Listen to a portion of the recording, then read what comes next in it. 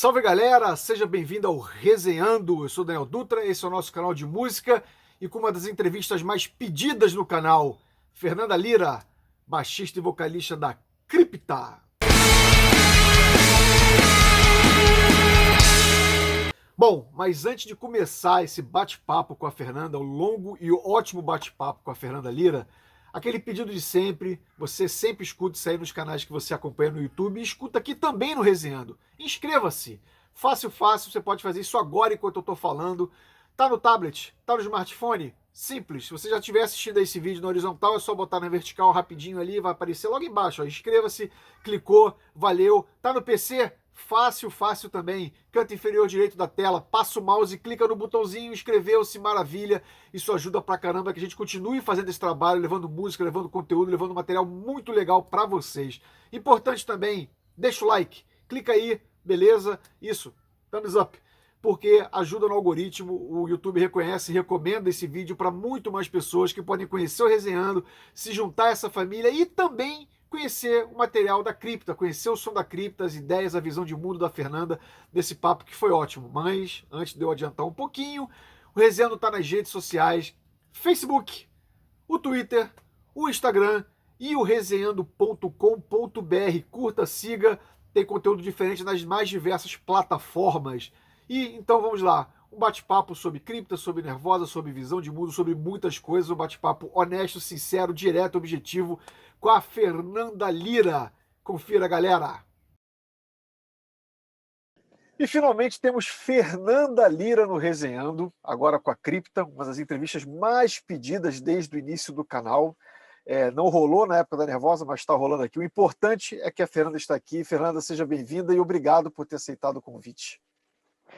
Imagina, estou muito feliz que a gente finalmente conseguiu, né? Vai ser massa, vai ser um papo massa. Obrigada para todo mundo que está assistindo aí, eu com as minhas luvinhas de gatinho, porque está muito frio, né, gente? Tá frio, tá frio. Eu devia ter Luva de com gorro gatinho, também para pijaminha de unicórnio, porque tá foda. proteger minha careca. Eu devia ter colocado um gorro também, porque tá frio aqui no Rio de Janeiro. Mas Tá muito foda. vamos lá. Como eu estava falando com você antes, eu tentei fazer uma pauta aqui para fugir um pouquinho do lugar comum, mas obviamente tem alguns assuntos que são inevitáveis. Mas eu queria Claro. começar com algo bem simples, na verdade. Depois de um mês e meio do álbum de estreia da Cripta aí lançado, qual a resposta, qual a recepção o que você tem sentido? Porque a gente sabe, né? Porque vem muito de rede social, você é bem ativa no Instagram, e no Instagram tem tudo. Tem os fãs, tem o jeito, tem até fiscal de cabelo, que eu já vi em post seu também. Tem. Então, como é que tá isso para você, até para as meninas, para as outras meninas também? Como é que vocês têm conversado a respeito da recepção do álbum até agora? Putz, tem sido bem massa, assim. Claro, a gente sempre coloca expectativa, né? Eu sou super intensa em tudo que eu faço, então eu sempre coloco expectativa. E assim, é, ainda mais, né, no processo que eu venho passando. Não é só um disco, é um disco de estreia de uma banda nova, depois de ter passado quase uma década construindo ali uma história numa banda. Então é todo um processo novo. Então, por mais que eu tentava, não, mas eu vou ficar de boa, não vou botar expectativa, é claro que tem, né? Mas para minha felicidade, para nossa felicidade, as expectativas foram superadas, eu diria assim. A receptividade do álbum foi muito massa, assim. A gente entrou tipo nas charts, assim, coisa que eu nem esperava. Imagina, o primeiro disco, sabe? E o pessoal curtindo, gente gravando vídeo tocando, pessoal comentando das letras, que eu fiz uma mudança no meu estilo de escrever letra e muita gente sacou. Então, assim, tá perfeito, cara. A única coisa que falta para ser perfeito é pisar, né? Botar o pezinho no palco. Mas agora não é a hora, né? Então, mas a receptividade foi muito massa. A gente está muito feliz mesmo, assim, sensação de dever cumprido e já começando a dar aquela empolgada para escrever um disco novo. Ah, tá vendo? Já tem alguma coisa aqui. Então tá, vamos falar do disco da empolgar para começar a escrever o disco novo, porque vai ter uma dinâmica nova. Eu acho que isso é bem interessante, porque a Tainá, ela não participou do processo de E composição, basicamente. Obviamente, ela colaborou muito, tem o toque dela no álbum, mas agora vai ser essa perspectiva diferente. Ou seja, vocês vão ter, digamos assim, um segundo novo álbum, porque vai ter essa exatamente. coletividade diferente, né?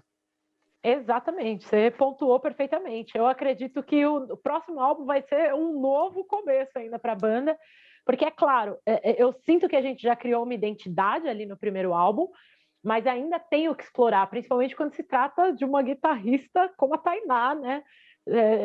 Se juntando aí o time de composição. Então eu estou bem feliz assim.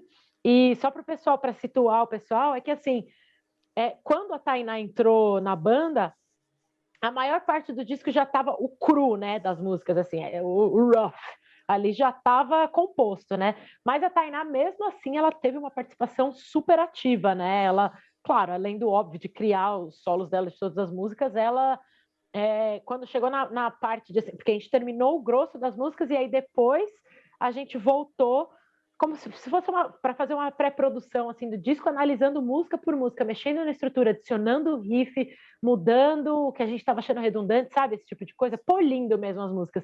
E nesse processo ela já teve uma participação muito grande, né? Tiveram ideias dela que mudaram a música completamente. Por exemplo, a Dark Night of the Soul, aquele finalzinho não existia, né? Que é aquele finalzinho acústico. Ela criou, a galera criou um negócio que acho que vai encaixar. Eu quase chorei, assim, que isso, Tainá?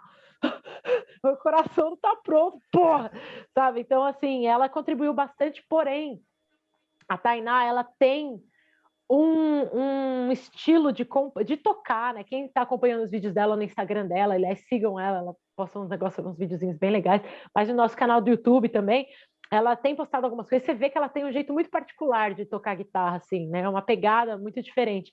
E na hora de compor, mesmo assim, ela fica mais peculiar ainda. É muito foda o jeito dela de compor. E teve uma música que é praticamente inteira dela no disco, né? Só que é uma música que a gente ia lançar como bônus, só que houve um mal entendido lá e essa música vai ficar com. A gente tem um single aí na gaveta para lançar num tempo futuro aí, entendeu? E essa música já é completamente diferente. E, assim, o material que ela já mandou, que a gente tá tendo várias ideias aleatórias, né? Eu tenho uma pastinha que, tipo, eu fui ver essa semana, tá com, tipo, 60 e poucos riffs, assim. Depois eu preciso organizar, né? Meus riffs bucal, né? Que eu fico gravando no celular e ponho lá na pastinha. E aí a gente vai upando e tal, e as coisas que a Tainá upou são muito foda, cara.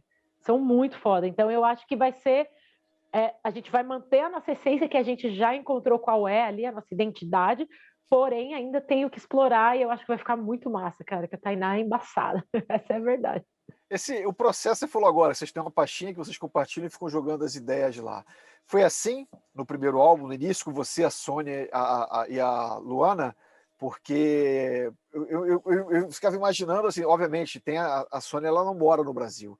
Então tem que ser trabalhar com ela dessa maneira. Mas você e a Luna são muito próximas.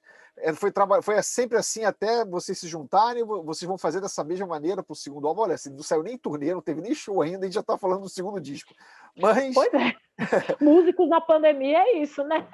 Pois é. Vocês vão mudar alguma coisa? Vocês pensam em se juntar, apesar da Sônia de repente não poder em algum momento vir para cá, enfim, ou vão fazer esse mesmo processo?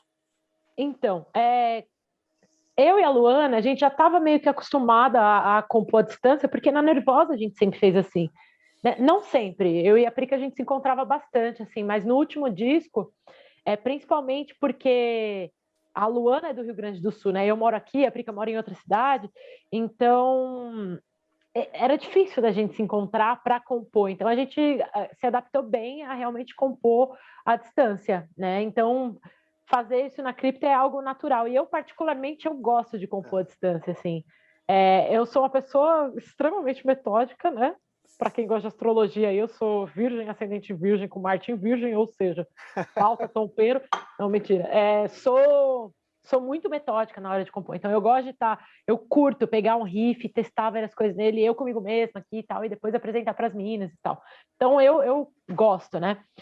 E aí era a única maneira que a gente tinha como compor na cripta por causa da Sônia estar na Holanda, né? Então, muita coisa, eu e a Lona, como a gente estava em tour e tal, né? Com a Nervosa na época, a cripta sendo um projeto paralelo, a gente às vezes no quarto tinha umas ideias tal juntas, mas com a Sônia não tinha que fazer, né? E aí depois que passou essa época de turnê, que a gente estava em casa, depois com a pandemia não tinha outro jeito mesmo, assim. Foi uma prova de fogo que a gente levou numa boaça, assim. E aí a gente vai ter que manter, né? Vai ter que manter porque tem essa questão da distância. Mesmo eu, a Tainá e a Luana, a gente mora em estados diferentes, né? A Luana mora muito longe lá no Rio Grande do Sul, a Tainá mora lá em Minas Gerais, é longe daqui de São Paulo também, por mais que, né, é pertinho um do outro, considerando o mapa, mas é longe. Então não dá para a gente se encontrar e, tipo, sei lá, compor um disco em, sei lá, 2 semanas que a gente vai ficar junto, não dá. A gente tem que ser realista, assim. A única coisa que talvez a gente gostaria de fazer diferente para esse segundo disco, pelo menos eu, é de, assim, ter pelo menos um período de ensaio para a gente polir as músicas, sabe? Eu acho que compor a parte mais crua é bem tranquilo fazer à distância, mas essa parte de polir, de tipo, quantas vezes a gente repete isso? Esse riff tira ou põe? Onde que a gente coloca ele? Eu acho que flui muito melhor se a gente está ao vivo. Então a gente provavelmente vai tentar fazer isso de quando as músicas estiverem cruas ali, a gente se encontra para, de repente, né, deixar tudo redondinho e aí volta para casa, fica praticando e aí depois vem para gravar, né? Então, esse seria o ideal, mas é bem complicado, né? Fazer essa logística aí, né? Como assim espero, né, gente? Vamos usar máscara, tomar vacina, né? Para que essa realidade se aproxime. Eu espero que, né, quando chegar a hora de começar a polir as músicas do disco novo, aí a gente já esteja na estrada, então pode ser que a Sônia já venha para cá por causa de alguma tour e a gente estende um pouquinho, então eu acho que tem coisa que dá para mudar, mas se tiver que ficar assim, para a gente foi bem de boa, assim, bem de boa. Levou muito tempo na pré-produção do disco, que foi esse polir das músicas, a gente ficou, sei lá, uns 8 meses, assim. Mas o resultado foi esse, assim, teve músicas que ficaram completamente diferentes. Por exemplo, a Death Arcana, que tem aquela pausinha no meio. Ela não existia aquilo. E aí eu pensei, falei, não, vou pôr uma. Eu e a Luana tava pensando em pôr uma pausa ali, e aí mandei para as meninas umas ideias inspiradas no Obituary, no Interment, que é uma banda que a Luana gosta pra caramba, e aí chegou e foi, mas assim, mudou a música completamente. Então, esse processo foi muito importante, mais lento, trabalhoso, e é isso aí. Me estendi demais. Nada, sem problema. Mas até porque você gosta disso, obviamente tá todo mundo próximo, deixa de repente, digamos assim, o trabalho até um pouco mais orgânico. Mas quando vocês chegaram, se juntaram para gravar, houve ainda alguma mudança? Ou vocês realmente chegaram para gravar com tudo já 100% e na hora só, não dá tempo, não vamos mudar absolutamente nada? Assim, a primeira coisa é que eu amo ser produzida, né? Quando eu estou em estúdio. Sempre gostei, sempre gostei. Então, eu já fui aberta, né? Eu acho que todas nós fomos abertas já, tipo, isso é uma coisa que eu pedi, assim, gente, temos que estar abertas a sugestões, a mudanças e tal. Que é normal, quem já gravou sabe que surge uma ideia, testa uma coisinha. E isso rolou muito, assim. E tinha coisas, por exemplo, principalmente partes no baixo, que eu anotava ali no meu caderninho e falava, isso daqui eu quero saber do produtor, o que ele acha legal, sabe? Então a gente eu pelo menos já fui para o estúdio completamente aberta a ser produzida, a ter mudanças ali na estrutura ou na melodia, enfim, nas músicas, né, de uma maneira geral. Mas eu vou te falar que chegou praticamente tudo pronto, assim, chegou tudo pronto, essa é a verdade, e aí lá surgiram umas mudanças, teve solo da Tainá que mudou, teve coisa da Sônia que a gente acabou removendo ou colocando, mudando a melodia, teve muita coisa no baixo, teve muita coisa na voz, então, normal, assim, né? Mudou dentro do estúdio, mas a gente chegou com a estrutura completa lá mesmo, sim. Mas houve mudanças, com certeza, lá. Mudanças que aconteceriam de qualquer maneira, mesmo que vocês tivessem feito toda a pré-produção juntas, né? Talvez, porque tendo esse tempo junta, a gente tem o tempo de ficar testando as coisas, sabe? Ficar testando a distância é foda, que você tem que gravar, tem que não sei o que, é complicado. Então, mas eu não acho que a gente ter composto o disco à distância interferiu no fato dele estar orgânico, porque o próprio som do disco a gente escolheu que fosse orgânico, né? E você vê que ele flui, tem partes ali que vai para um lugar, depois não volta mais para aquela parte. Então eu acho que a gente conseguiu deixar orgânico, assim, não ficou aquela coisa tão quadradona. Bom, pegando como assunto que você falou das letras, aí eu separei aqui porque exatamente essa mudança de abordagem para o estilo da cripto agora, eu vou destacar Starvation então, porque você toca num ponto importante, mas de uma maneira única, diferente por causa do estilo que a cripto faz agora. Então eu queria aproveitar para falar dessa música e também falar, porque eu acho importante, exatamente do projeto, do trabalho social que você costuma sempre fazer, algumas vezes muito ligado ao que o João também faz do Ratos de Porão. Então, assim, passar essa mensagem e falar exatamente disso, como é que você abordou esse assunto importante, pegou numa abordagem death metal. Sim, sim. E foi um desafio, mas um desafio que eu quis fazer mesmo, né? Foi muito bacana. E aí eu vou começar pela letra, depois eu falo do lance do trampo Aham. social.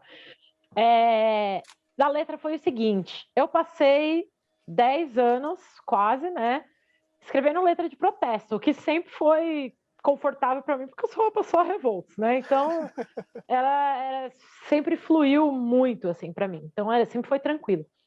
Porém, assim, com a cripta, eu vi a oportunidade. Literalmente para mim, a cripta é ver uma página em branco, sabe? Um livro com um monte de página em branco, onde eu posso escrever uma história completamente nova, em todos os aspectos, né? Então eu pensei, por que não tentar fazer isso com as letras, né? Eu acho que seria legal. E assim, a única competição que eu tenho sempre é comigo mesma, né? Então eu gosto de me melhorar para competir comigo mesma mesmo, assim, né? Para curtir o processo de evolução pessoal mesmo, né? E eu pensei que poderia ser um desafio interessante mudar um pouco a minha maneira de escrever, né? E junto com isso, uma necessidade mesmo de expressar algumas coisas e compartilhar algumas coisas que eu passei e que eu tive que encarar de frente e tal, até como uma maneira de representatividade para as pessoas que estão lendo. Às vezes a pessoa se sente tão sozinha e aí olha para aquela letra e fala, puta, ela sente isso também, tipo, a mina que eu curto lá, caralho, eu sei porque eu passei por algumas fases muito difíceis, assim, no passado, né? E tiveram discos que me ajudaram a sair da fossa, assim, né? Que eu olhava, por exemplo, da Beyoncé, né? Já vai, todo mundo, Beyoncé, né? E da Amy Winehouse, da Lana Del Rey, discos que eu li as letras e falei, caralho, se a Beyoncé passou, quem sou eu, mera mortal, né? Que não se sente acolhido, sabe? Se sente não tão só nas suas batalhas aí na vida. E eu senti muita necessidade de expressar algumas coisas que talvez pudessem ser importantes para algumas pessoas, né? Então a minha ideia era na cripta, primeiro abordar nesse primeiro disco foi muito legal, que eu queria relacionar tudo com a morte de alguma maneira, né? Porque eu estou tocando death metal que leva a morte em seu nome, né? Então, a primeira coisa que eu falei, bom, eu quero criar um link, que esse link seja assim, todas as músicas falem de morte, porém, cada música fala da morte de uma coisa, né? From the Ashes e a Death Arcana fala da morte de um ciclo, a Kali fala da morte do ego, né? A Starvation fala de uma pessoa morrendo de fome, né? Então, todas as músicas, o tema morte permeia ali, mesmo que de forma figurativa, todas as músicas. Mas essa foi a primeira coisa, né? E a segunda coisa eu queria trabalhar, por eu ter já explorado bastante essa minha nuance aí, né? De fazer essas letras de protesto, eu pensei que de repente seria legal começar a trabalhar realmente coisas psicológicas um pouco mais profundas, processos que a gente passa na vida um pouco, né, os aspectos mais sombrios, mais, né, punk, assim, desses processos, e por isso a maioria das letras saiu nesse esquema, né, From the Ashes, Death Arcana, que mais? Enfim, todas elas têm a Kali, e só que aí o que aconteceu, né, no meio do caminho? Comecei a sentir falta, cara, de letra de protesto, né? Falei, cara, não vai ser um disco escrito pela Fernanda se não tiver um debate ali, né? Se eu não colocar um tema para a gente pensar e debater, sabe? Não que não seja só uma expressão, mas que seja a proposição de um debate, que é isso que eu sempre quis fazer com a Nervosa. E aí eu comecei, até falei com um amigo meu, o Júlio, né, Feriato, lá, que apresentava o Heavy Nation comigo. Ele é meu consultor heavy metal, assim, né, para algumas coisas. A gente conversa bastante. E aí eu falei com ele, eu falei, meu, que bandas de death metal que tinha letra de protesto, eu não tô conseguindo lembrar, para eu poder me inspirar, né? Ele falou, meu, são muito poucas mesmo, então eu achei já legal que, tipo, era um território explorado, mas não tanto, assim, né? Porque majoritariamente acaba indo para aqueles lugares mais comuns de ou gore, ou meio satânico, sei lá, essas coisas, assim. E eu achei interessante que talvez pudesse ser um novo território aí a explorar. E aí escrevi, né, meu? Peguei minhas coisas revoltas lá e tem pelo menos umas 3 letras que tem esse lado mais político, barra social, barra bora pensar, né? Que é a Starvation, né? O Brasil voltando aí para o mapa mundial da fome, né? Então não tem como, né?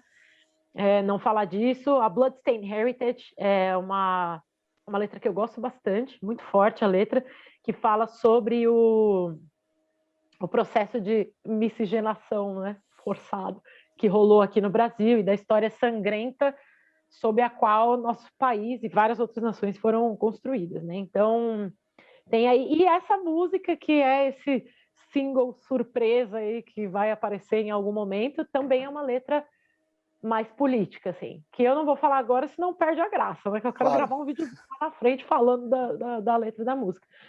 Mas é isso, assim. Então acabou sendo uma mescla. Elas têm um fio em comum que conecta elas, mas ela flutua entre coisas mais assim psicológicas, dark, assim e tal.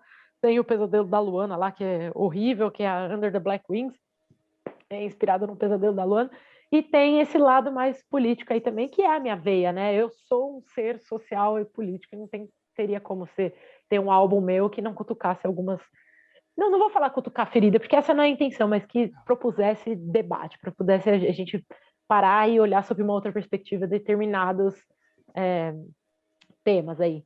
Agora, sobre a questão social, é foda, assim, né? Principalmente de uns anos para cá, eu sempre fiz lance de doação e tal, mas de uns anos para cá, isso, o lance do servir ficou muito forte, assim, para mim, né? Eu sempre fiz voluntariado, já dei aula de inglês lá no extremo sul, voluntário, para criançada carente, eu fiz muita coisa voluntária, né?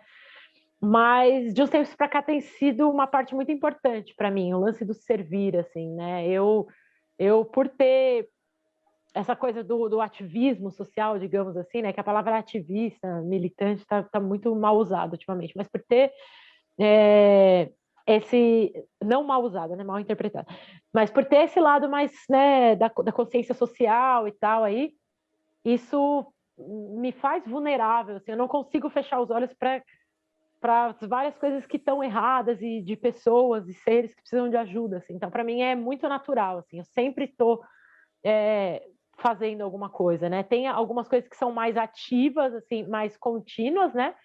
Que é o lance, por exemplo, eu vou nos gatinhos do museu lá cuidar dos gatos abandonados, que o povo abandona lá, os filhos da puta, né? Pega o gato, abandona lá no meio do parque. Fala, ele gosta de natureza. Ridículo. Não façam isso, gente. É crime. E aí eu vou lá, cuido dos bichinhos, porque se ninguém cuida, morre, né? De fome. Não quero ninguém morrendo de fome, sendo que eu posso ajudar. Então eu vou lá. E agora eu vou voltar, tem um projeto que eu fiz parte também, chama Desintoxica SP, que faz terapias integrativas para pessoas em situação vulnerável de rua, né? Então eu fazia reiki, né, nos irmãos de rua aí, e principalmente viciados em álcool e drogas. E aí parei por conta da pandemia, mas logo mais vou voltar. Então essas são as coisas que eu faço com mais frequência. Mas assim, eu sempre tô, né, nas redes sociais falando, bora, ó, vai ter a frente fria, bora doar, ó, vamos juntar grana para comprar. E assim, na pandemia eu fiz muita coisa também por desespero. Não é tipo, é por desespero mesmo. Então eu juntei muita gente para tipo pra gente comprar cesta básica por muitos meses assim da pandemia, por pelo menos quase um ano, eu acho. Todo mês eu distribuía um monte de cesta básica aqui no meu bairro. Porque tem muito imigrante e tal. Então meu, já paguei aluguel da vizinha aqui que tava fodida lá, não sei o quê, paguei, sabe? Então eu tô sempre olhando, ver o que todo mundo precisa e o que eu posso ajudar, eu tento ajudar. É uma parte muito importante para mim, o servir aí, né? E não é para ganhar louros nem nada, é porque tem gente que precisa, né? E tem 128 mil pessoas que me seguem lá no Instagram. sabe? Por que não usar a minha voz para algo positivo, né? Eu sempre penso, tipo, quando eu posto das minhas ações sociais, não é para ganhar biscoito, né? Essas coisas que o povo fala, tem que fazer sem postar. Não, eu vou fazer e eu vou postar, porque se inspirado no meu post, uma pessoa pegar uma coberta e levar para aquele cara que dorme na rua lá no bairro dele, para mim é o objetivo alcançado. Porque se eu não tivesse o post, essa uma pessoa não teria feito isso. Ou doado para uma ONG, enfim. Então, por isso, né? Eu costumo falar isso sempre, não é autopropaganda. E se todo mundo pudesse fazer, as pessoas não precisam fazer necessariamente 100% do que você faz, porque de repente esse 100% não está ao alcance das pessoas, mas elas podem fazer 20%, sim, já está ajudando pra caramba. É por isso sim, que eu quis trazer esse... falo. Desculpa. Não, por isso que eu quis trazer esse assunto também. Por isso que eu sempre falo assim lá, tipo, eu sei que nem todo mundo tem a possibilidade de se entregar assim, ou de tipo separar um tempo, eu sei, então doa R$10, cara. Que diferença vai fazer R$10, sabe? Claro, a gente sabe que para muita gente não tem. Mas se você tem uma possibilidade, se você está com teto, se você está com comida, conseguiu pagar as contas, você tem R$10, porque é um R$10 que você gasta de besteira na rua, comprando, sei lá, sabe assim? Então você tem R$10 por mês para doar, sabe? Então é isso, não precisa fazer igual eu pegar a cesta básica e distribuir. Não, mas você pode doar R$10 para uma ONG que distribui cesta básica. Então essa é a ideia de inspirar. Isso tudo, de repente, para quem está assistindo agora e não conhece, ou porventura está assistindo a essa entrevista por curiosidade, porque tem alguma coisa que vai de encontro ao que a Fernanda acredita, aí eu te pergunto, vocês estão vendo por que ela faz isso? Aí eu pergunto para você, você se expõe, obviamente, da mesma maneira que eu me exponho no canal, com as minhas posições, com os meus valores éticos, morais e sociais. Mas você é uma artista. Então, eu lembro, por exemplo, eu estava na plateia do Rock in Rio, em 2019, quando você falou da Marielle, puxou coro contra o genocida, e, obviamente, aquilo eu vi ao meu redor. Agradou a alguns, desagradou a outros.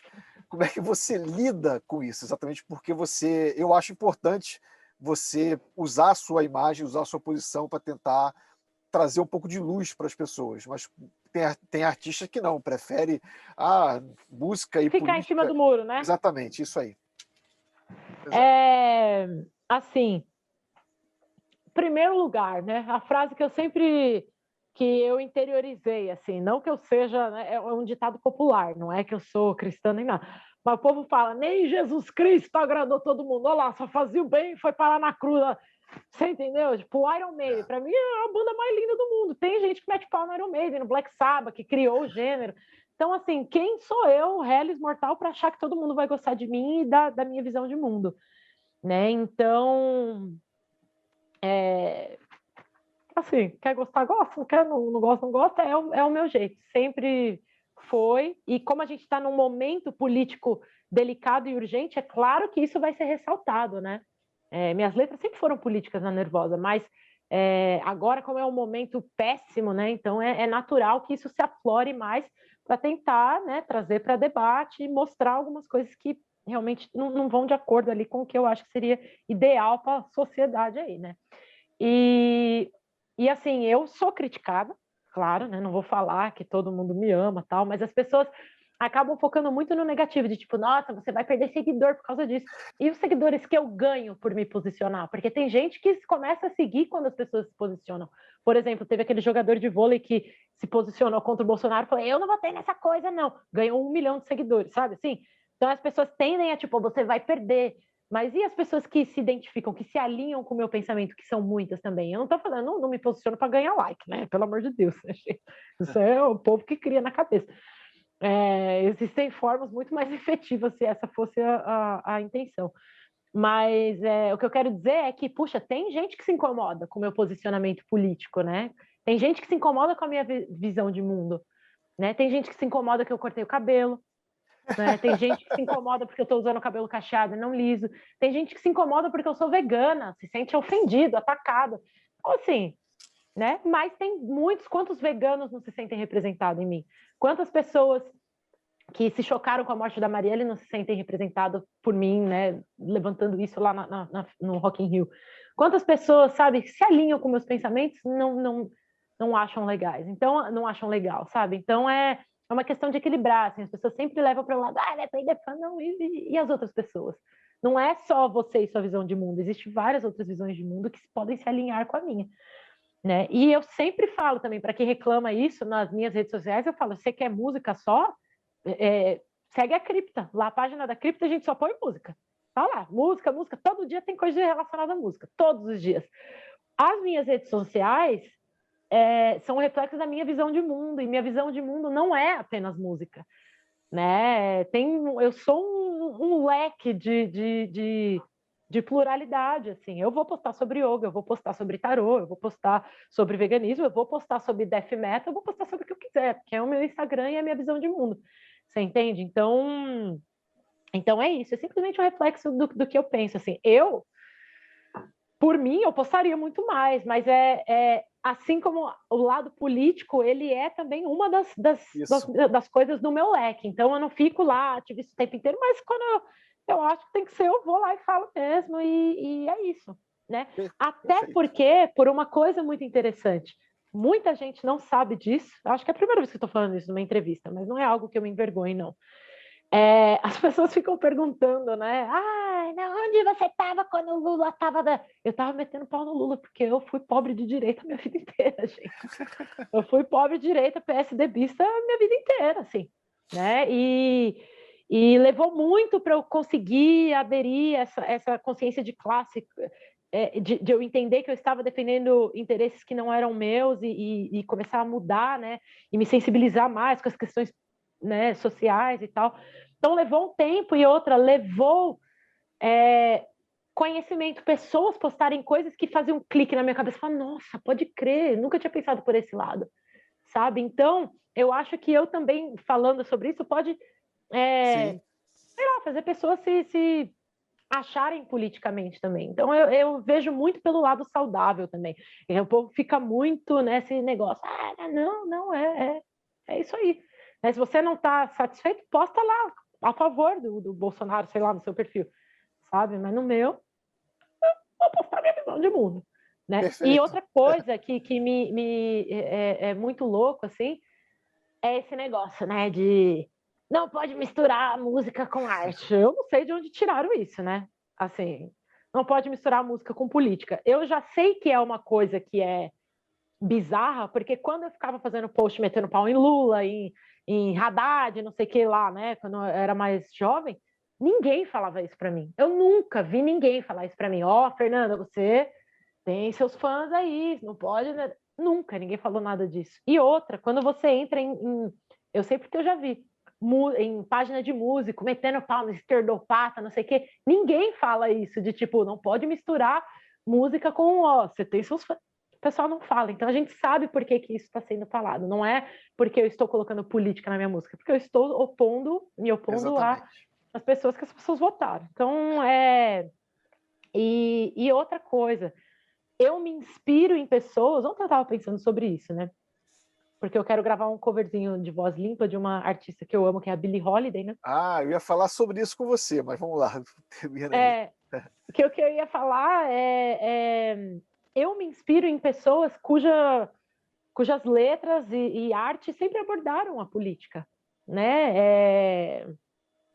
Billie Holiday, Nina Simone, que é a minha maior inspiração nesse sentido, a própria Beyoncé, né? Foi lá, fez meio Black Panthers lá no meio do Super Bowl. Então, assim, eu tenho dezenas de exemplos de pessoas que sim se posicionam e se posicionaram, e é isso, né?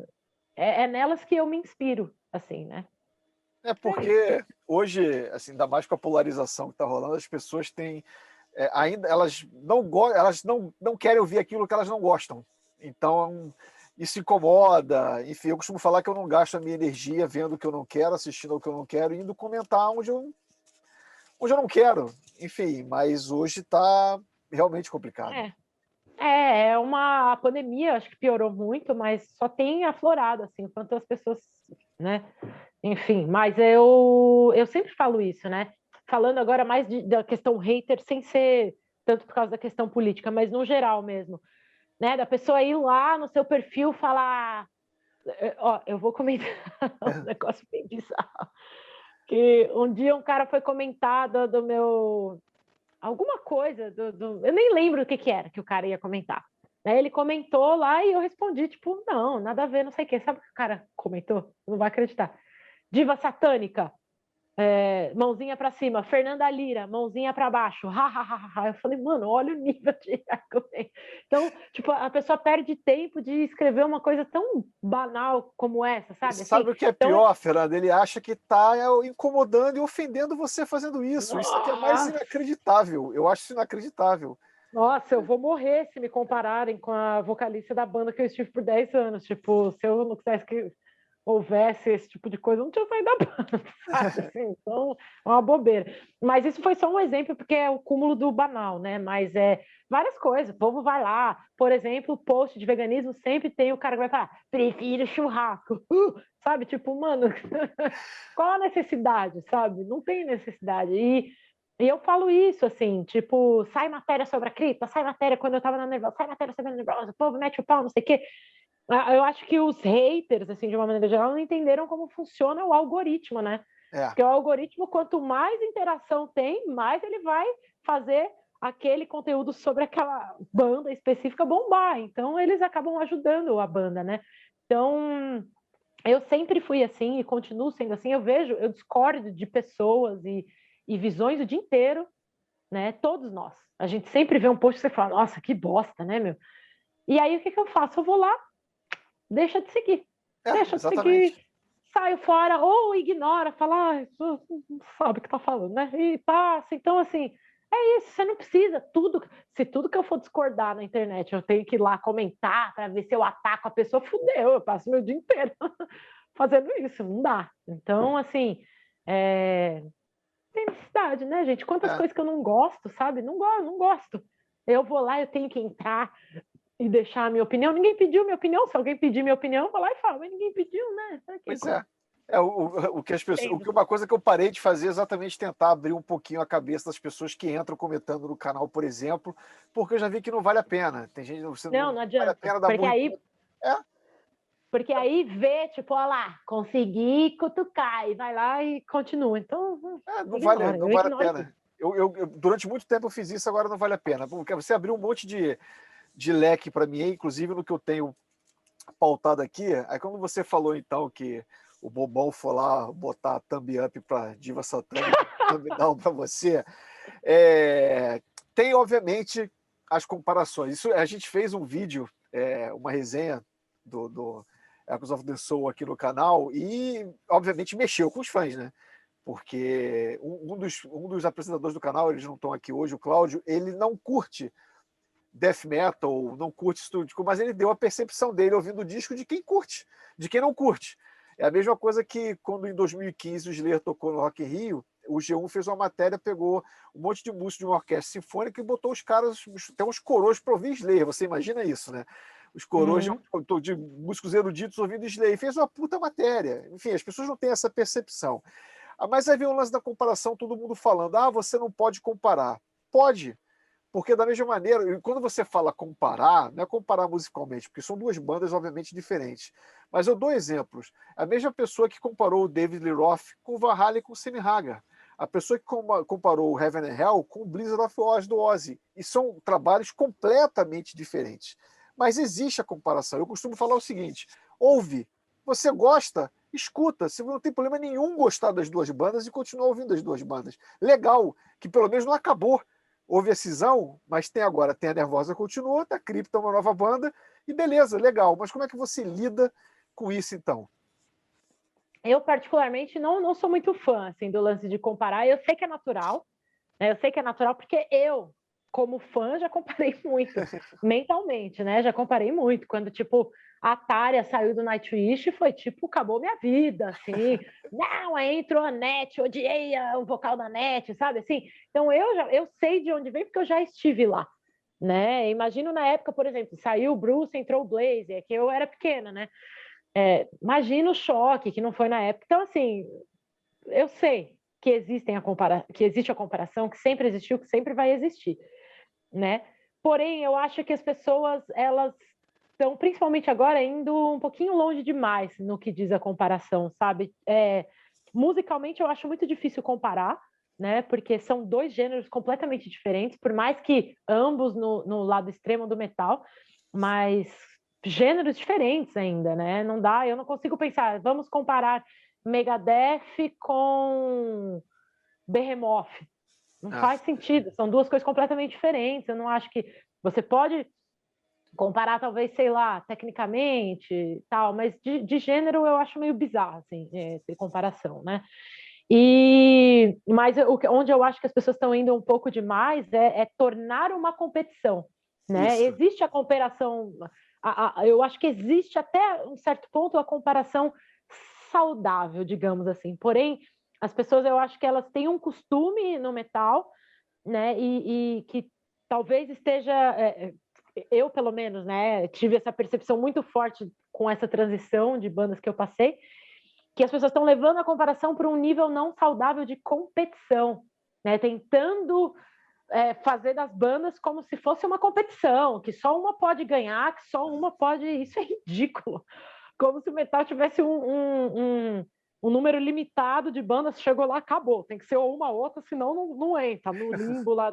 Então, para mim, não faz sentido. Assim, eu cheguei a ler hashtag Team Nervosa, hashtag Team Cripta, cara. Isso é estupidez. Então isso daí você torna uma competição. Qual vocalista é melhor? Qual baixista é melhor? Por quê? São duas pessoas completamente diferentes, com backgrounds completamente diferentes. São duas, no nosso caso, duas mulheres querendo viver seu sonho, que eu sou feminista, gente. Estou achando ótimo, olha lá. Que, né, gerou duas bandas, mais mina vivendo seu sonho. Mas não, as pessoas tentam levar isso para um lugar de comparação não saudável que vai para uma competição. E isso eu acho ridículo, que aí só perde. Todo mundo só perde, porque aí cria atrito entre quem curte mais tal banda e quem curte mais a outra, que é natural, né? Cria animosidade, cria rixinha dentro da cena. Já é tão difícil, né? A gente precisa ficar comparando as bandas, por quê? Né? Então, eu acho que existe uma comparação saudável até certo ponto, mas eu não me sinto confortável, não me sinto confortável, né? Porque eu sei que eu sabia que as pessoas iam comparar, né? Se eu não quisesse saber de comparação, eu não tinha saído da banda, estava lá, né? Então eu sabia que isso ia acontecer, mas eu acho, sinceramente, perda de tempo. Eu acho, essa é a palavra, eu acho perda de tempo, porque já quanto tempo faz, gente? Já, né? Que eu saí da Nervosa, já faz um tempo. As duas bandas já lançaram disco, as duas bandas já estão seguindo a vida. Então, até no começo ali, nossa, como será que vai ser? Nossa, beleza, agora passou já. Já foi, né, gente? Tá as duas bandas aí felizes, para que comprar? Não tem. Chega. Exatamente isso. Vamos lá, então vamos pegar aquele pessoal, porque eu vou destacar duas coisas que durante a análise que a gente fez, eu falei que me impressionaram no álbum. Primeiro foi a Luana, eu até comentei quando a gente fez um vídeo do Rock in Rio 2019, que eu falei, olha, vou falar aqui o que eu já tinha uma percepção anterior de como a Luana elevou o nível técnico da Nervosa quando ela entrou na banda, sem desmerecer a Pichu, sem desmerecer, enfim, mas é algo óbvio, ela realmente elevou o nível. E eu falei que eu adorei o trabalho dela no novo álbum. Acho que ela realmente se destaca. Você tem as diferenças. A gente está falando aqui de comparação, não estou comparando. Mas, por exemplo, o trabalho de guitarras é completamente diferente da Nervosa do que da Cripta. Não é só porque tem duas guitarras, não, é por questão de estilo mesmo. Mas eu acho que a Luana fez um trabalho legal para caramba. Por exemplo, destaquei Death Arcana, Dark Night of the Soul. Eu acho, tudo que ela mandou bem pra caramba. Calha a introdução de bateria, é muito legal. Aí viu a galera falando assim, eu não achei. Achei que ela tá mais do mesmo, fazendo blast beat o tempo inteiro e tudo mais. Não ouviu o disco, né? Muito provavelmente, não sei. Exatamente isso. Como é que é a percepção? Aí você vê que, enfim. E a outra vem o teu vocal, que aí vem uma percepção minha também, que obviamente na época do Nervosa, eu tenho os CDs da Nervosa, estou com o CD da Cripta aqui do lado também. E não foi ganho de gravadora, não, tá? Isso aqui eu comprei mesmo. Enfim. Bonitinho, obrigado. Que foi assim, os vocais eu sempre achei, assim, na percepção, aquele bem chimia na Nervosa. Agora, por exemplo, quando lançou o clipe de From the Ashes, eu falei, porra, os guturais maneiros aí que eu já esperava ouvi com mais afinco da Fernanda também. Aí teve o pessoal que você, eu não achei que ela continua cantando da mesma maneira, ou seja, as pessoas também realmente não ouviram o álbum. Então, como é que foi? Eu falei da Luana, mas eu estou falando contigo agora, como é que foi esse trabalho vocal de diferenciação do que você fazia para Nervosa, agora para Crypto? Uhum. Primeiro que ninguém prometeu que é reinventar a roda, né? Já começa daí. Eu não sei qual foi a expectativa que as pessoas criaram de que não, eu ia voltar. Eu sou eu, a Fernanda Lira continua a mesma. A única diferença é que eu me adaptei ao estilo. E aí eu acho que essa é a diferença que você sentiu e várias outras pessoas, a maioria, na verdade, sentiu. Né? Que foi a minha e a da Luana também, a adaptação ao gênero. Para a Luana, eu acho que o trampo dela. Aí eu estou comparando com o meu próprio trampo, né? Na Nervosa. Não estou comparando essa coisa da nova fase, não é isso. Estou comparando comigo mesmo, com o nosso trampo lá. Eu acho sim que a Luana fez um trampo muito superior, né? Tecnicamente nem se compara, o nível das viradas e tal. Eu sei porque eu acompanhei a caminhada dela até lá, então eu sei que não era algo que estava na zona de conforto dela e eu sei que ela evoluiu. Então isso para mim é incontestável. E, inclusive, tem muito menos blast beat, assim, do que eu gostaria, por exemplo. Mas ela variou muito mais. Então, esse negócio de só faz blast beat onde, mano? Tipo, From the Ashes tem um monte de bumbo duplo lá, um monte de coisa, né? Enfim, a opinião das pessoas, né? E só que por que rolou isso? Porque death metal é a casa da Luana, né? As pessoas esquecem que antes dela entrar na Nervosa, ela era uma baterista de death metal, ela tocava numa banda de death metal. Né? Então, voltar para o death metal para ela, inclusive foi por isso que a gente criou a Cripta, ela estava com uma vontade de tocar death, estava com saudade, e aí ela está na casa dela, e quando a gente está em casa, a gente fica super confortável. Então, naturalmente, essa evolução veio, e eu já digo que, assim, algumas coisinhas que ela tem me mandado aí de batera ainda tem espaço para evolução. Então, muito massa, assim, muito legal. Mas acho que foi uma coisa natural. Quanto a Luana, acho que foi uma coisa natural. Claro, ela calcou um caminho, né, até chegar lá, mas foi mais natural porque é a praia dela mesmo. Agora, comigo foi uma coisa proposital mesmo, né? Porque eu pensei, bom, não tem problema algum cantar vocal agudo, né? Porque Chuck Schuldiner tá aí para mostrar pra gente. Chuck Schuldiner sempre cantou agudo, não tem? Não tem. Então é isso, né? Então, o problema não é isso, né, que eu pensei, mas eu pensei novamente, né, Cripta é um livro em branco, então, como eu posso me desafiar nesse novo disco? Como eu posso me inovar nessa nova página da minha vida? E eu pensei, bom, vou tentar colocar uma coisa que tem mais a ver com o gênero, né, assim, comumente, que é o vocal um pouco mais grave, ali, aqui, ali, coloquei ali. Majoritariamente, a minha marca registrada tá lá, que são os vocais com registro mais agudo e tal. Mas eu coloquei essa pitadinha aí de grave aqui e ali. E, na verdade, não é gutural, é uma técnica minha que eu uso, é a mesma técnica que eu uso, que é o fry scream, porém, explorei notas mais graves, né? Estou estudando outras coisas, inclusive o false chord para o gutural, normal, mas eu só adaptei a minha técnica assim, testei, curti e falei, vai. Né? E a maioria das pessoas notou, mas muita gente está, continua gritando lá, então fazer o quê, né? Mas teve isso e foi autoimposto. Eu falei, vou tentar. E se eu não curtisse, não ia colocar, mas curti, as meninas curtiram, então bora, assim. É isso, que nem eu falei, eu sempre tô tentando evoluir, né? Dentro do que é possível, dentro das minhas habilidades e tal, né? Ou alcançável, estudando, não sei. Bom, vamos lá. E também dentro do que eu achei do álbum, eu posso falar por mim, obviamente, não pelo Jay e pelo Cláudio que não estão aqui, mas eu vou falar que quando eu ouvi From the Ash pela primeira vez com o clipe, aliás, o clipe é um absurdo, eu fiquei assim, porra, que música foda, e minha expectativa pro álbum foi muito, mas muito lá em cima. Muito lá em cima. Até porque, não falando em termos de competição, obviamente, porque eu já tinha escutado o Perpetual Chaos, a Nervosa, achei o disco fantástico, porque eu falei até numa live que o Júlio, você mencionou o Júlio, uma live que a gente fez junto no canal do Leandro Cassoilo, a gente falou disso aí, eu falei, cara, que bom que a gente tem duas bandas agora que mantenham, que a Cripta venha no mesmo nível do que estava fazendo antes e que a gente tenha duas bandas boas pra cacete pra curtir.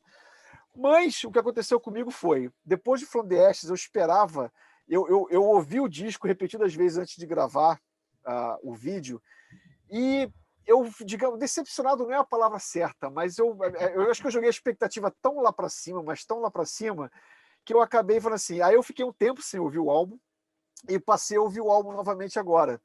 E deu uma crescida, obviamente. Então, a minha pergunta é, assim, além de você falar sobre isso, se você acha que é um álbum que realmente, apesar de as pessoas, pô, Death Metal é de fácil absorção, eu diria que não, porque o álbum tem muitas nuances, o álbum é muito técnico.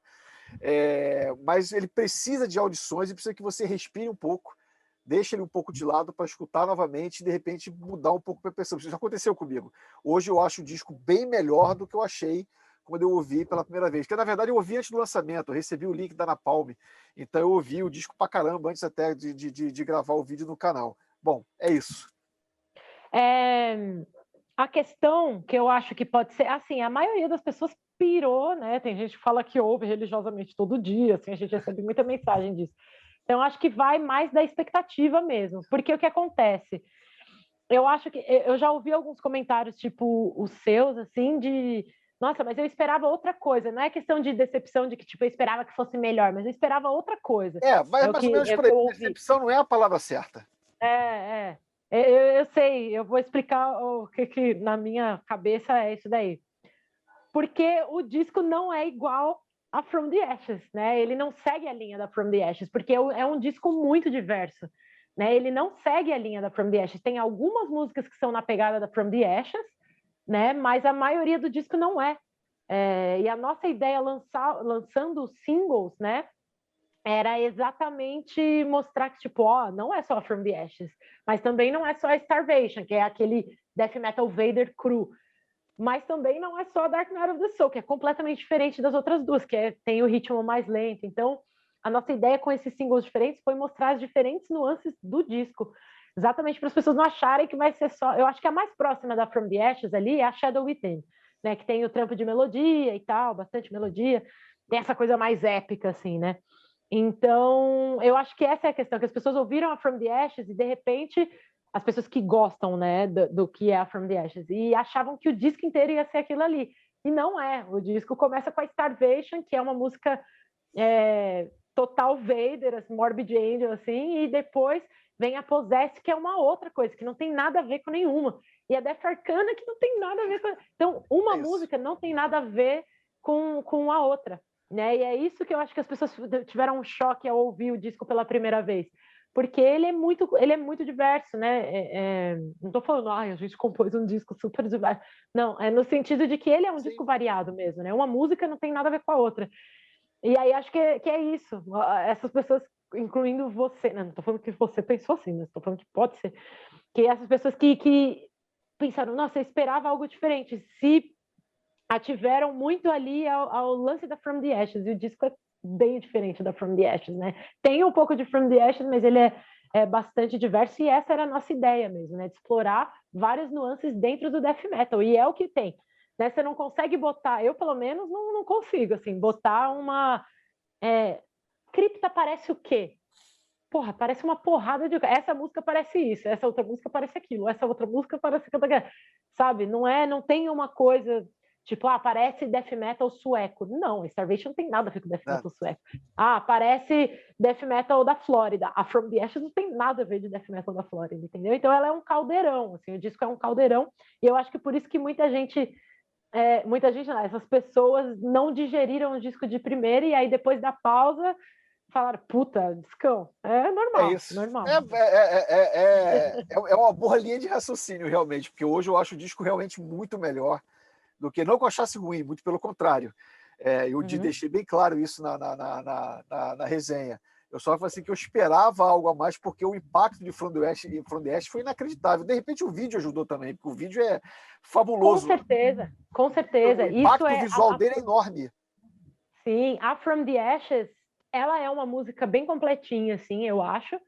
Porém, o clipe, com certeza, cara. A gente sabe que hoje em dia um bom clipe faz a diferença, sabe? Faz, porque é um clipe que conta a história, ele tem uma linguagem cinematográfica e não de videoclipe. Então, é claro que isso, porque, na hora o Rise, fogo subindo, porra, arrepia até os pelos do não tem como. Eu, quando assistia, eu ficava arrepiada, falei, caralho, meu, as miras tão...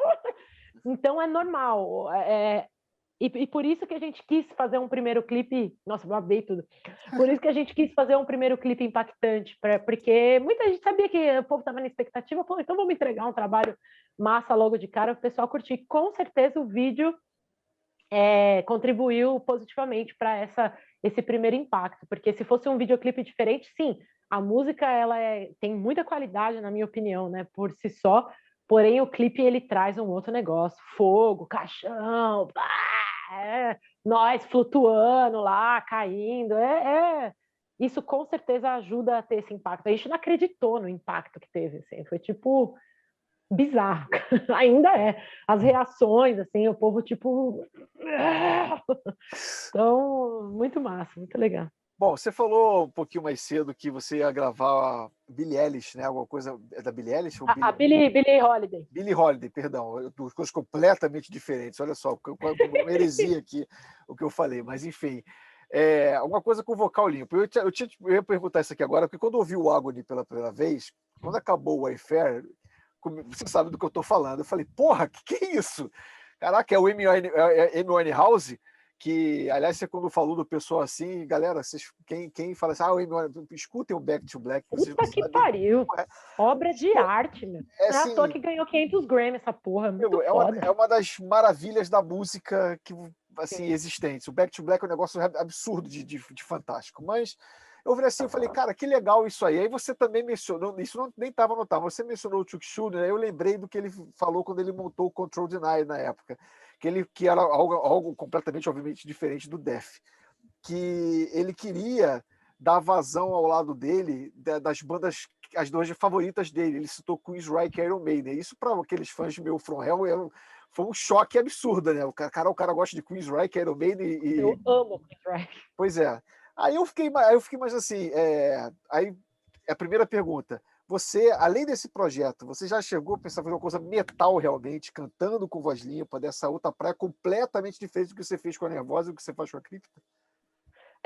Dentro do metal, não. Eu acho que eu gosto do meu caminho do metal com essa coisa mais agressiva, assim, acho que tem tudo a ver, assim, eu gosto bastante. Poderia, claro, né? Hoje tem até bandas tipo Ginger, né? Que mistura o vocal limpo, inclusive misturando com o vocal agressivo, que causa um impacto. Você curte Ginger? Não? Assim, eu acho uma banda completa, né? É uma banda tecnicamente completíssima. Assim. Você ouve, você fala, caralho, como os caras criaram um bagulho desse. Porém, não é muito a minha praia. Assim, eu acho a Tati tecnicamente fodida, assim, muito boa, mas não é muito o meu gosto, é questão de gosto, não é tecnicamente. Eu acho uma banda fodida, inquestionavelmente de qualidade, mas é mais questão de gosto mesmo. Eu tenho um gosto meio esquisito dentro do metal.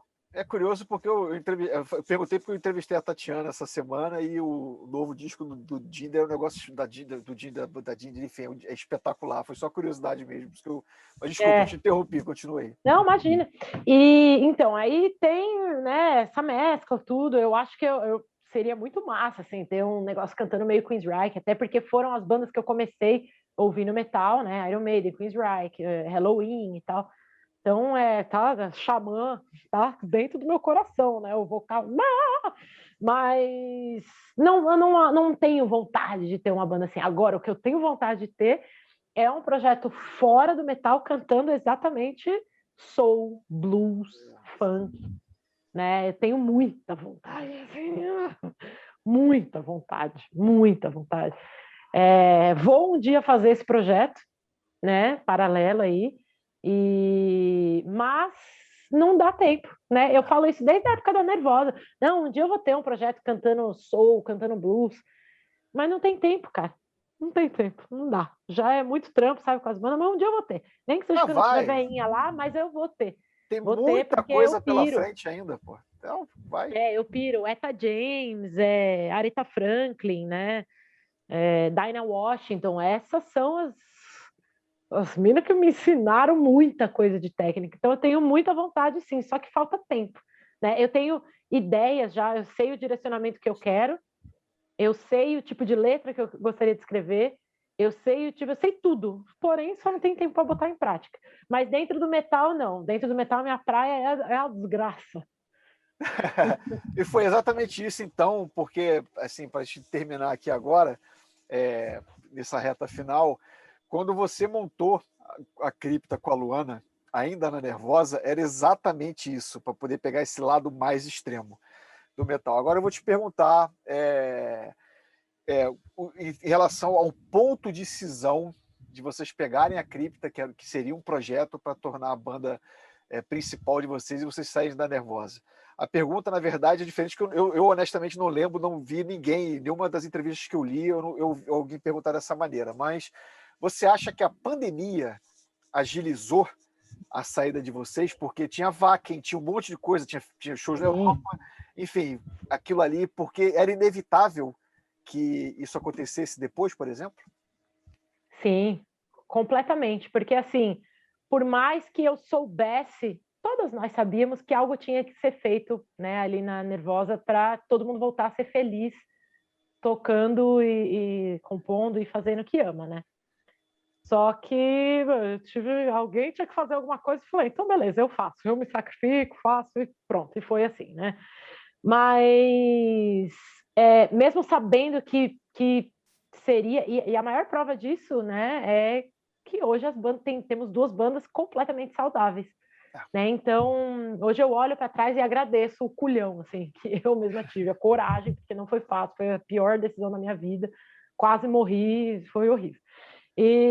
Mas eu olho para trás e sei que foi a decisão certa por causa de hoje a gente vê duas bandas saudáveis com gente amando o que faz de novo. Mas mesmo tendo essa certeza, né, eu nunca duvidei, mesmo depois nunca me arrependi, eu tinha essa certeza que algo tinha que ser feito e eventualmente eu saquei, mano, eu vou sair e beleza. Mas eu tenho uma questão ética, moral, assim, muito grande, porque assim, eu trampei na Nervosa desde o começo, né? Assim, eu sei tudo que eu tive que fazer para a Nervosa estar onde está, sabe? Eu lembro eu polindo as primeiras letras, então assim, eu sei toda a caminhada. E eu amo a Nervosa, né? Tá aqui tatuado, né, gente? Tá sempre aqui. E então eu acho que seria muita mancada sair e deixar a banda na mão, sabe? Não estou nem falando da Pri, estou falando da banda mesmo. Deixar a história que eu construí na mão, fechar esse capítulo, encerrar esse capítulo de uma maneira não íntegra, assim, sabe? Não íntegra, mas não legal, assim, sabe? Então eu pensei muito, assim, em quando seria o período ideal, assim, para sair, né? E tava foda, porque a gente tinha o Wacken, né? Meu Wacken é meu maior sonho da vida, e que é uma loucura que eu vou tocar com a Cripta, né? Assim, tipo, mano, eu trampei a ponto de, tipo, duas bandas no Wacken. É bizarro, não consigo. Eu ainda acho que é pegadinha, né?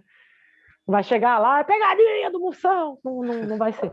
Mas, enfim, E aí, porra, tinha o Wacken, já tinha outras tours, né, que estavam aí aparecendo, e eu não ia sair e deixar na mão a minha banda, sabe? Não ia sair e deixar na mão, ou prejudicar de alguma maneira. Eu jamais ia sair prejudicando a Nervosa, né? Então, quando veio a pandemia, foi assim, eu continuei, começou a pandemia, né?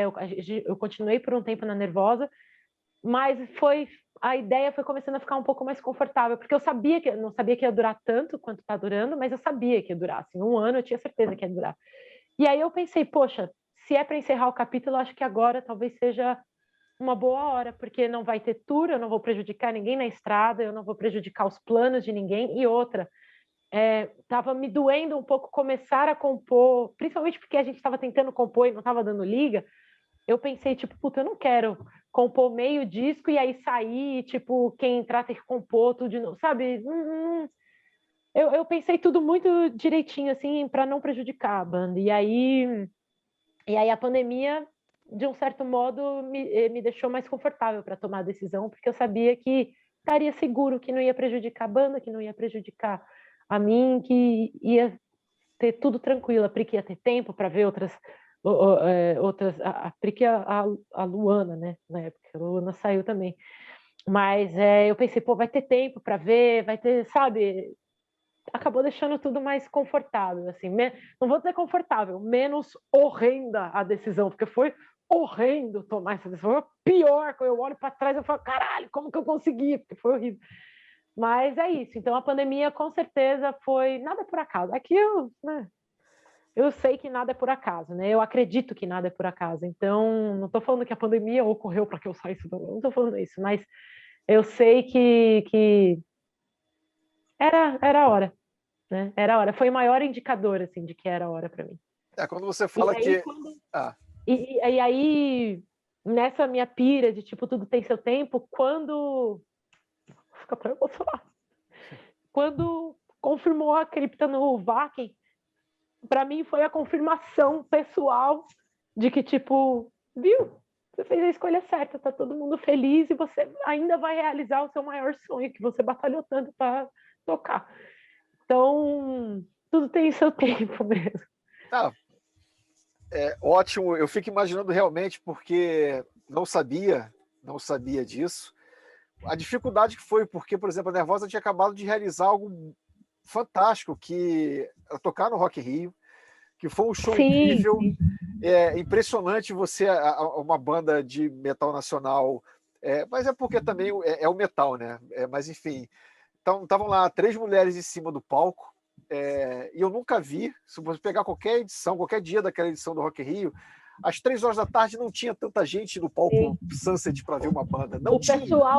O pessoal do Multishow lá que estava entrevistando falou: é a primeira banda que está trazendo esse tanto de gente essa hora. Pois era uma conquista sensacional e, obviamente, o público não sabe do que acontece internamente. Aí você sai e deixa tudo isso para trás. E é legal também. Foi muito difícil. É louvável você ter se preocupado exatamente não chutar um balde, né? Jogar merda no ventilador e sair com as coisas realmente acertadas. E eu te pergunto também, além de, obviamente, a banda, não atrapalhar a banda, foi o caso também de você, assim, para não acabar também o relacionamento pessoal, não haver um desgaste de não ter mais uma volta, por exemplo, eu estou falando especificamente da Prica, porque poderia haver um momento de cisão ali que vocês, sabe, acabou, sabe, sim. E de repente, como aconteceu, obviamente fica uma cicatriz, é um negócio complicado, né? Vocês dois construíram, sabe, eu falo, a Nervosa e agora a Cripta, vocês duas construíram uma das principais bandas do metal nacional, fazendo show pra cacete lá fora, e você tem certeza disso quando você vê a inveja de certas pessoas, sabe? Então você pô, eu consegui porque as pessoas estão invejando. Mas enfim, teve isso também, essa parte principal, Fernanda? A nossa relação já estava, né, bastante desgastada, né? A amizade, assim, a relação estava bastante desgastada já entre nós 3, né? Mas sim, eu acho que eu estava me sentindo mal já, né? Eu acho que todas nós já estava se sentindo mal, sabe? De não estava dando liga mais, né? Quando chegou o lance de compor, não conseguir compor, eu falei, então não tá certo. Eu não consigo compor algo que eu não curto e não pire, que eu dê 100%, não rola. E aí, quando eu vi que aquilo não rolou para mim, aquele foi o indicador, assim, tipo, realmente, não vai dar, né? E claro que poderia se desgastar ainda mais, né? Eu não vou dizer que eu e a Prica, a gente se fala, a gente é amigas, não, né? Exatamente porque a gente já estava com um relacionamento um pouco desgastado. Porém, a gente terminou com respeito a nossa caminhada juntas, né? Isso é importante. Com respeito, tal, cada um seguir o seu lado, todas as questões burocráticas resolvidas e pronto, né? Então, eu acho que a gente fez a tempo de não piorar, sabe? Assim, e eu não queria chegar ao um ponto mais grave, assim, sei lá. E agora quanto a esse lance, tipo, pô, a gente tocou o Rock in Rio e ninguém nem tinha ideia, assim, é claro, assim, a primeira vez que passou o pensamento de, puta, vou ter que sair da Nervosa, foi aterrorizante, né? Aterrorizante. Passou, eu falei, nunca mais volte. Pensamento, nunca mais. Foi aterrorizante. Eu fiquei aterrorizada. Falei, caralho, eu não posso sequer considerar isso. Minha banda, sabe? Tipo, minha vida, eu construí essa porra aqui, não passa na minha cabeça sair. Então foi aterrorizante, só que com o tempo isso ficou vindo, e ficou vindo, e ficou vindo, e ficou vindo. E isso por um tempo, por um bom tempo, mas eu fiz questão de nunca deixar transparecer isso para os fãs, porque ninguém tem que saber, sabe? De nada, ninguém tem que saber lavação de roupa, ninguém tem que saber dessas coisas, não precisa. O fã quer ir no show para sentir a magia. Então, do primeiro show. Olha, pessoal, sem emoção, eu tô chorando mesmo. Do primeiro show que eu fiz com a Nervosa ao último show que eu fiz com a Nervosa, eu fiz com a mesma paixão, cara. Com a mesma paixão, assim. Eu nunca quis deixar transparecer nada, nunca, sempre curti, sempre quis fazer as pessoas curtirem, né? Então, do meu primeiro show até o último show, eu sempre tive a mesma atitude de tipo, mano, é isso aí. Eu não vou dizer que, tipo, no meu último show eu pensei, mano, será que esse vai ser meu último show? Sabe? Deixa eu curtir bastante. E foi um show muito especial. O Max Cavaleira assistindo do canto do palco no México, o último show que eu fiz com o nosso booking mexicano que faleceu de Covid faz algumas semanas. Então foi um show especial de mil maneiras. E mesmo pensando, puta, será que isso aqui vai ser? Não quero, sabe? Assim, Mas eu fui lá e dei 101%, sabe? É porque essa sou eu não faço nada sem ter intensidade. Então, eu não queria que ninguém notasse que eu não estava, que eu estava confusa, ou que eu estava insatisfeita, ou que eu não estava, ou que havia um desgaste. Acho que isso não é uma coisa que os fãs têm que saber. Os fãs estão lá para curtir pela magia, sabe? Tá mais do que explicado, então, porque você. Aí eu tô fazendo uma comparação em relação a esse 110% com relação da composição não ter dado liga. Porque não teria como você subir ao palco para tocar uma música. Como é que você ia fazer aquelas caretas maneiras que você faz tocando a música que você. Não tem como. Eu faço aquelas caretas exatamente porque eu sinto, mano, eu não sei explicar. Né? Todo mundo, como você faz? Não sei. Às vezes eu olho a foto e falo, meu Deus, parece que estava possuída. Eu não sei explicar, é algo natural. Eu sinto a música. Outro dia eu estava vendo uns trechinhos do show do Rock in Rio, não lembro porquê, não sei se alguém comentou alguma coisa e eu fui ver, mas eu fui ver. E, eu batia no peito, porque eu tava sentindo, assim, eu sei o quanto que eu batalhei para estar lá, eu sei o quanto eu gosto daquelas músicas que eu tava sentindo, a mesma coisa com a Cripta, às vezes eu ouço o disco e eu falo, pum, aqui para essa parte. A Kali tem uma parte lá que eu não vejo a hora de subir no palco tocar, eu já sei o que eu vou fazer, porque é aquele... Puta que pariu, eu não vejo a hora, sabe? Então é natural. Então, que nem eu falei, tudo que eu faço com paz. Transparece, você viu? Eu falando aqui, acho que quem tá vendo sente daí, porque é muito forte, ainda mais agora que tá tudo estocado por causa da pandemia. Ó, sorte da pessoa que vai ver o meu primeiro show depois da pandemia, porque o bagulho vai ser louco, cara. Assim, é muita energia estocada. Então, assim, eu sinto muito, eu preciso sentir para tudo na minha vida. Eu sou uma pessoa, quem me conhece sabe, eu sou uma pessoa sensível. Para mim, tudo tem que ter uma sensibilidade, sabe? Às vezes isso é bom, às vezes é ruim, mas eu preciso sentir as coisas, sabe? Eu tenho essa paixão pelas coisas. E aí, puta, quando eu vi que eu tava compondo e eu não tava sentindo, curtindo, que você ouve e fala, puta, curti. Eu sabia que não ia dar certo. Bom, E aí a primeira música que eu compus da Cripta, eu tava lá, caralho, velho! Então vamos. Eu vou terminar aqui com a gente manter esse astral lá em cima. Tem muito chão pela frente ainda. A Cripta tem a turnê, vai ter 2 discos, 3 discos, vai ter DVD, vai ter CD ao vivo, vai ter o seu projeto cantando soul, enfim. Mas daquela Fernanda Lira, jornalista, pegando avião e fazendo notinha para o Iplash, indo para aquela furada no Maranhão, para Fernanda Lira agora, 4 discos com a Nervosa, disco de estreia, o Echoes of the Soul com a Cripta. Como é que você hoje, mesmo sabendo que tem muito pela frente, resumiria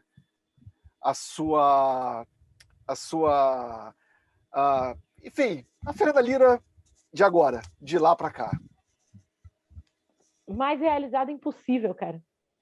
Eu não tenho como tá. Claro, a gente sempre tem como, né, que nem você falou, ainda tem muita coisa para rolar, mas assim, eu sou uma pessoa muito realizada, cara. Eu tenho o privilégio, assim, de fazer o que eu amo e amar o que eu faço, sabe? Tipo, é um privilégio muito grande, eu tenho um senso de realização muito grande, assim. Então, eu só consigo olhar para trás.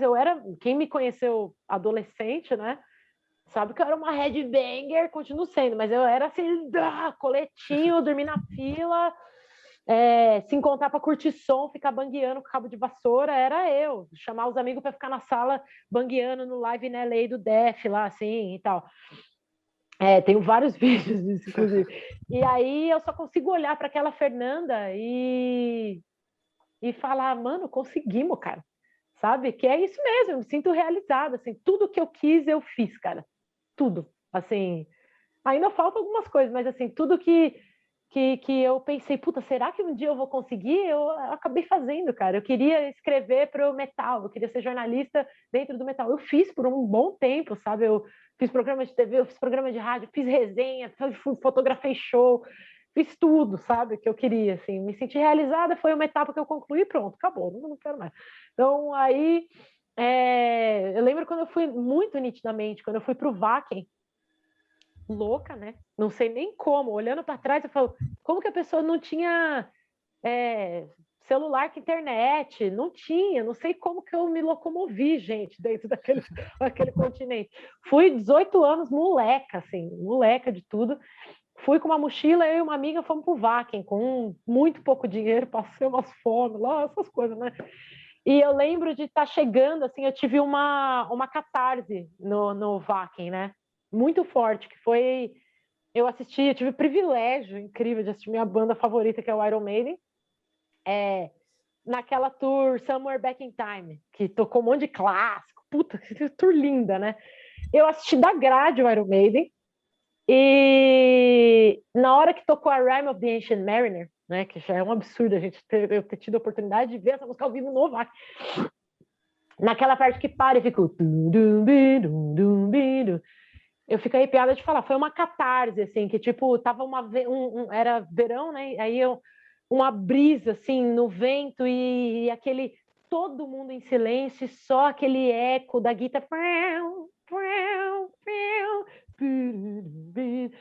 eu comecei a morrer de chorar e só conseguia pensar em todo mundo, assim, pensei no meu pai, que, pô, a banda favorita dele era o Maiden, Headbanger, tô aqui por causa dele, né, que assim, ele me inspirou a curtir metal, todos os meus amigos queriam estar aqui, caralho, não sei o quê, e vendo o Maiden, eu falei, eu tinha banda na época, eu falei, será que um dia eu vou tocar no Wacken? Foi no meio dessa catarse, e eu vou tocar no Wacken, cara, não sei que, né, eu tenho um treco lá no palco, mas eu vou tocar no Wacken, então assim, a minha Fernanda adolescente, ela é uma Fernanda completamente realizada hoje em dia. Eu não poderia pensar de outra maneira, viver do que eu amo, e eu amo, cara. E tá aqui, ter conseguido passar por esse período difícil que foi essa transição, e tá aqui ainda voltando a amar, fazer o que eu curto, sou muito realizada, cara. Muito realizada.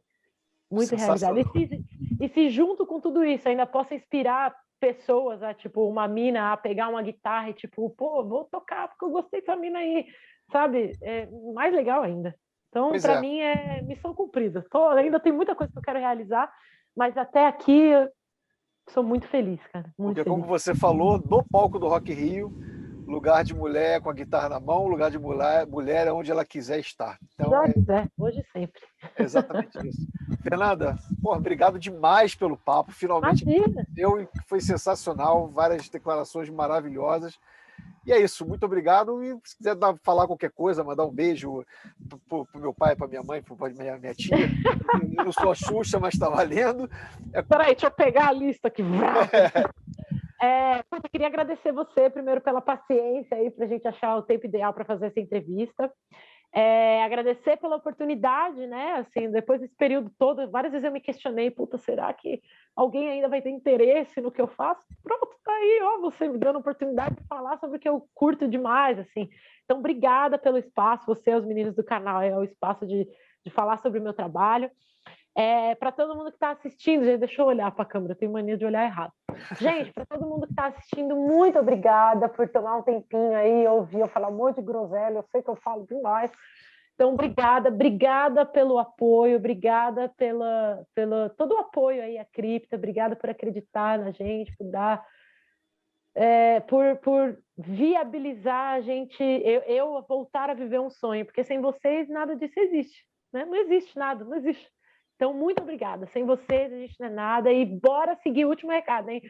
bora seguir apreciando, louvando a arte, porque a gente aprendeu durante a pandemia que a gente pode viver sem muitas coisas, né? A gente pode viver sem ir no restaurante presencialmente, a gente pode viver sem isso, isso e aquilo, mas a gente não pode viver sem arte. Ninguém passou um dia da pandemia sem consumir arte. Ninguém passou um dia da pandemia sem ouvir música, sem ver uma série, sem ler um livro. Então, valorizemos a arte cada vez mais, porque a gente viu que sem a arte ninguém vive. A arte foi o que fez a gente passar por esse processo pior, com certeza é o pior processo na vida de todo mundo que está assistindo aí, e fez isso tudo tornar mais leve, né? Então, apreciemos cada vez mais a arte, porque sem ela as coisas iam ter sido muito mais difíceis aí na pandemia, né? Então é isso, gente. Obrigada. Perfeito. Esse é o recado. Valeu, galera, e até a próxima. E escutem a cripta.